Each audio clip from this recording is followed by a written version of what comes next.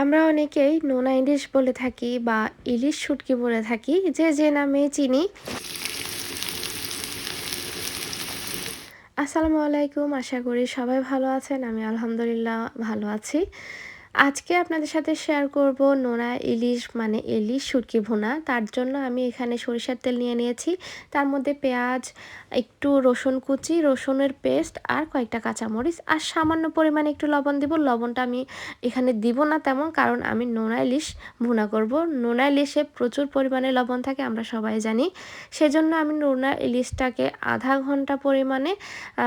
আধা ঘন্টার মতো আমি নর্মাল পানি দিয়ে ভিজিয়ে রেখেছি। তারপরে আমি একদম ভালো করে এটা ধুয়ে নেব, যাতে করে লবণ পরিমাণটা অনেক যতটুকু সম্ভব কমে যায়।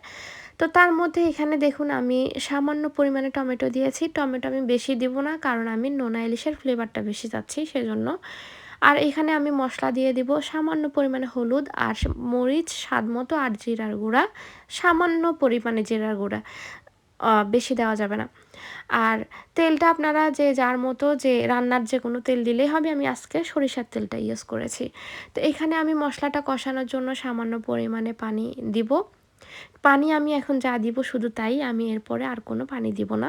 ইলিশ শুটকিটা রান্না হতে কিন্তু বেশি সময় লাগে না, তো সেজন্য এই যে দেখুন আমি এখানে মশলাটা আমার প্রায় কষানো হয়ে গেছে। এখন আমি শুটকিগুলো দিয়ে দিব। শুটকিগুলোকে আমি একদম ছোট ছোট পিস করে নিয়েছি কেটে। আর আজকে আমি এগুলোকে একদম গোটা গোটা রাখবো, মানে এগুলো ভেঙে ফেলবো না। যেহেতু ইলিশ শুটকি আমি একটু গোটা গোটাই রাখার চেষ্টা করি, নয়তো কাটা কাটা হয়ে যাওয়ার সম্ভাবনা বেশি। আর ইলিশ শুটকি তো অনেক রকমেরই রান্না করা যায়, কয়েক রকম করে রান্না করা যায়, সেটাও পরে এক সময় শেয়ার করব। আজকে আমি করেছি ইলিশ শুটকি ভুনা, কিন্তু আমি গোটা গোটা রেখেছি। তো লাস্ট মুহূর্তে দেখুন আমার শুটকিটা রান্না হয়ে গেছে। শুটকিতে আমি এক্সট্রা কোনো পানি দেইনি, আর যে পানি বের হয়েছে ওইটার মধ্যে রান্নাটা হয়ে গেছে। আর কাঁচামরিচ আর ধনেপাতা দিয়ে আমি লাস্টে 5 মিনিট ঢেকে রেখেছি। এই যে আমার রান্নাটা একদম কমপ্লিট। এখন আমি একটু খেয়ে দেখাবো।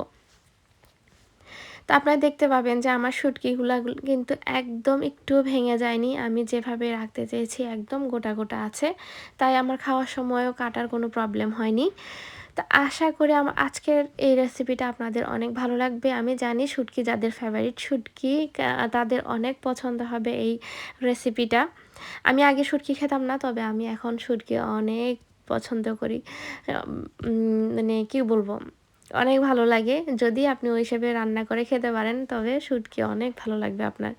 তো এই যে, আশা করি আমার আজকের রেসিপিটা আপনাদের ভালো লেগেছে। ভালো লেগে থাকলে কি করতে হবে, ভালো লেগে থাকলে অবশ্যই একটা লাইক, কমেন্ট, আর বেশি ভালো লেগে থাকলে আমার ভিডিওগুলো একটু শেয়ার করে দিবেন, যাতে করে বেশি বেশি মানুষ দেখতে পারে, আর এতে করে অনেকের উপকারেও আসতে পারে। তো সবাই ভালো থাকবেন, সুস্থ থাকবেন। আল্লাহ হাফেজ।